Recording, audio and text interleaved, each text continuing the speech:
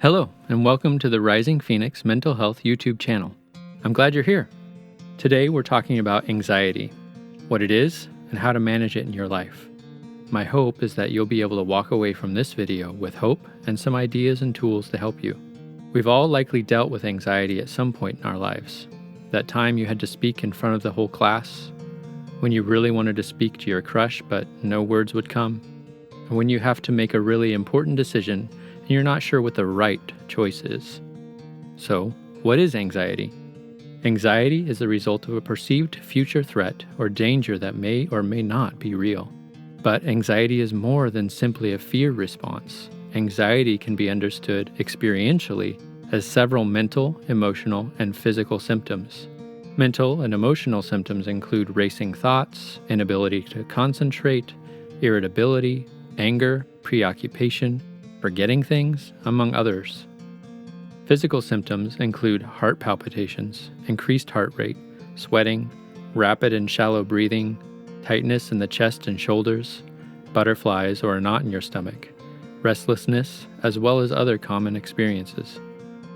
It is helpful to understand what is happening in the brain when you feel anxious. In anxiety, the emotional center of your brain, known as the limbic system, is active. Researchers have found different parts of the limbic system to be at least partly responsible for different stress or anxiety disorders. But the simplest understanding would be that the limbic system is communicating that there's a threat that you need to respond to, causing your brain and body to react in ways that are supposed to help you respond to that threat. When a threat is imminent, like meeting a bear in the wilderness or even a freaky spider in your house, this fear response is useful. However, when the threat is unrealistic, like thinking there are giant spiders everywhere, not imminent, like being afraid that someday in the future a bear may attack you, or not in your control, this fear response leads to anxiety. Anxiety most often, but not always, develops because of adverse experiences in one's life. Starfish might make you anxious because when you were young you had a frightening experience while touching a starfish at the aquarium. People with social anxiety have typically had harmful experiences in social situations. These negative experiences are categorized as threats by your brain, and you develop anxiety because you believe those negative experiences may happen again. There's a lot more that could be said about what anxiety is and how it develops, but hopefully this basic explanation is enough to help you understand. Let's move on to strategies for managing anxiety.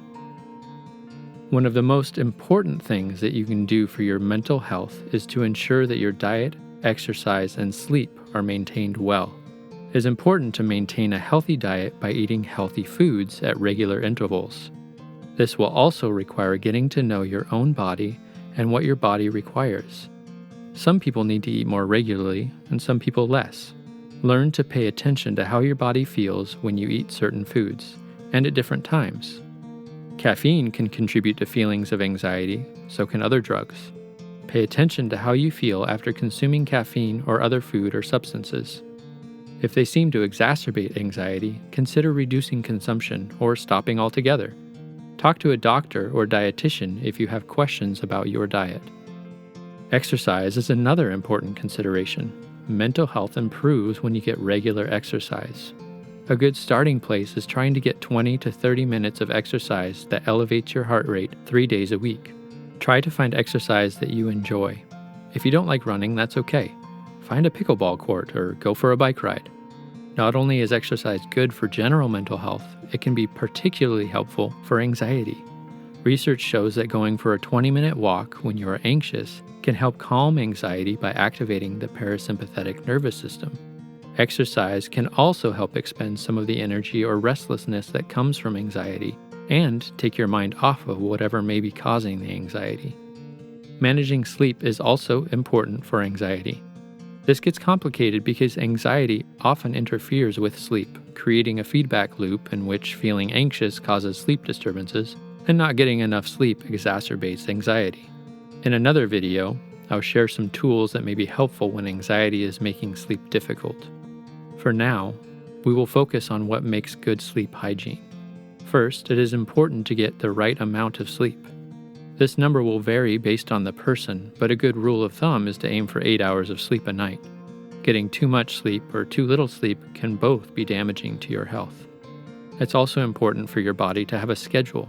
Try to go to bed around the same time each night and wake up around the same time each morning. This will help your body to be able to prepare you to go to sleep and feel more rested in the morning. However, we should note that if you are struggling with insomnia, forcing yourself to keep a schedule can be more damaging than helpful. If this is the case, speak to your doctor or a sleep specialist to determine the best course. Doing things that are really stimulating for your brain too close to bedtime can also be problematic. Work to get away from screens at least 1 hour before bedtime. Exercise can help your body and brain be exhausted for better sleep, but exercising too close to bedtime can make it difficult to fall asleep. Try having a relaxing routine at the end of the day, doing some reading, taking a bath, listening to calm music, meditating, journaling, etc. Having other routines like brushing teeth and putting on pajamas can also signal to your brain that it's time to wind down.